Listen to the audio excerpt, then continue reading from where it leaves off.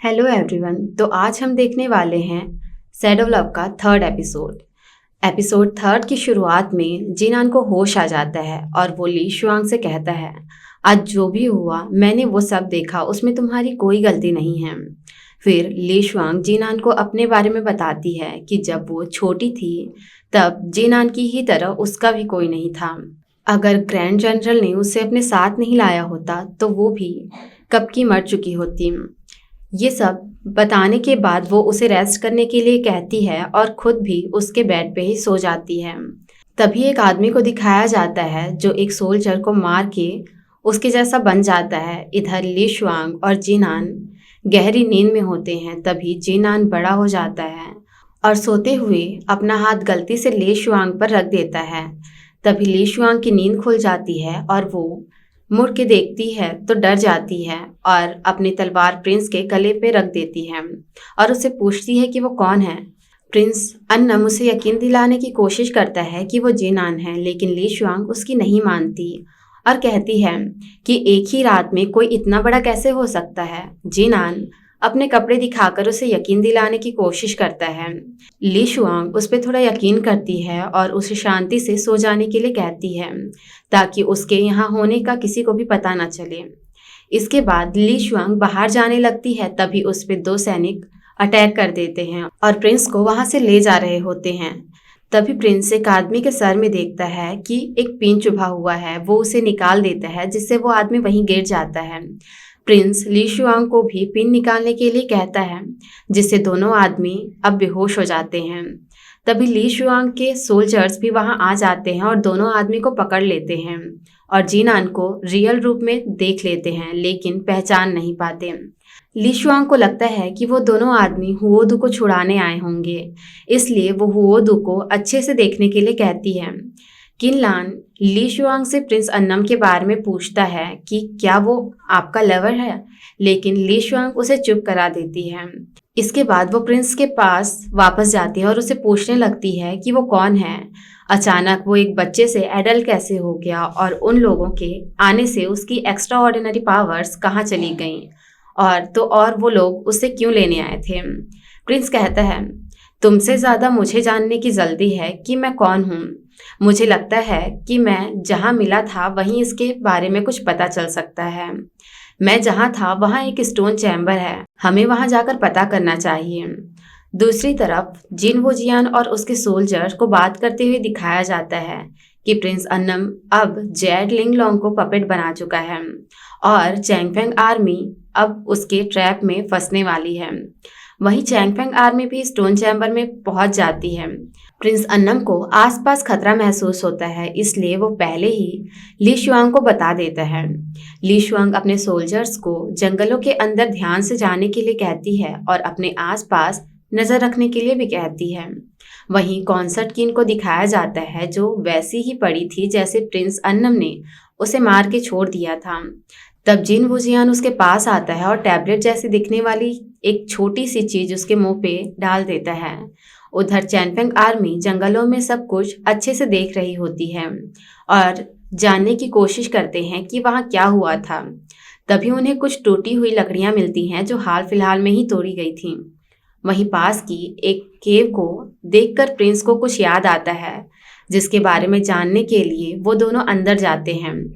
उन दोनों को साथ देखकर जीरैन को थोड़ी जलन होती है क्योंकि वो ली शुआंग को पसंद करता था। वो उन्हें रोक तो नहीं सकता था, इसलिए ली शुआंग को अपना ध्यान रखने के लिए कहता है। इधर ताइजिन में कुछ लोग चैंगफेंग आर्मी का ड्रेस पहन के हुओदू को सोल्जर से बचाकर भगा देते हैं। तभी ये सब लीतिंग देख लेता है और हुओदू के पीछे चला जाता है। यहाँ ली शुआंग और प्रिंस केव के अंदर पहुंच जाते हैं। वहां को देखकर प्रिंस को पुरानी चीजें दिखती हैं, जब वो लेक में गिरा था और जेड लिंगलोंग उसके अंदर आया था। वो दोनों थोड़ा और आगे जाते हैं। तभी कॉन्सर्ट कीन पत्थरों से नीचे गिरती है। ली शुआंग उसकी सांसें चेक करता है तो उसकी सांस नहीं चल रही होती, जिससे उसे लगता है कि कॉन्सर्ट कीन मर चुकी है। लेकिन तभी कॉन्सर्ट कीन के अंदर का जेड लिंगलोंग प्रिंस के एसेंस से जिंदा हो जाता है और दोनों का गला पकड़ लेती है। ली शुआंग को तो वो केव के अंदर ही फेंक देती है, लेकिन प्रिंस पे बहुत तेज अटैक कर देती है, जिसकी वजह से वो केव के दूसरी तरफ फेंका जाता है, जिससे अब उसके अंदर की जेड पावर भी एक्टिव हो जाती है। कॉन्सर्ट क्वीन प्रिंस से लड़ने चली जाती है। ली शुआंग प्रिंस के पास जाने की कोशिश करती है, लेकिन जैसे ही वहां जा रही होती है तभी उधर के गेट पे पत्थर गिर जाते हैं और वो वहां बंद हो जाती है। तभी वहां ली शुआंग के सोल्जर्स भी आ जाते हैं और ली शुआंग उनसे प्रिंस को ढूंढने के लिए कहती है। इधर प्रिंस और कॉन्सर्ट क्वीन में लड़ाई होती है और वो कॉन्सर्ट क्वीन को मार देता है। दूसरी तरफ ली तिंग हुओदू का पीछा करते हुए काफी आगे आ जाता है। तभी हुओदू को पता चल जाता है कि ली तिंग उसका पीछा कर रहा है और वे ली तिंग पे अटैक कर देता है। तभी प्रिंस वहां आकर उसे बचा लेता है, लेकिन थोड़ी देर में वो भी बेहोश हो जाता है। तभी ली शुआंग अपने सैनिकों के साथ वहां आ जाती है और तब हुओदू को बचाने के लिए ली तिंग के गले में तलवार रख देता है। ली शुआंग उसे ली तिंग को छोड़ने के लिए कहती है, लेकिन वो नहीं मानता और ली तिंग को मारने वाला होता है। तब प्रिंस होश में आता है और हुओदू को धक्का दे देता है, जिससे वो एक पेड़ के लकड़ी में गिरता है और वो वहीं मर जाता है। ये सब कुछ जिन वूजियान और उसके सोल्जर्स देख रहे होते हैं और इससे उन्हें पता चल जाता है कि प्रिंस के अंदर जो जेड पावर है वो काफी पावरफुल है।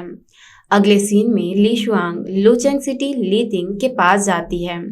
दूसरी तरफ प्रिंस को दिखाया जाता है जहां एक डॉक्टर उसका ट्रीटमेंट करते हुए उसे घूर रही होती है। तभी प्रिंस को होश आ जाता है और उसे देखकर डर जाता है और वो डॉक्टर से पूछता है कि वो कौन है, उसे कहाँ रखा गया है।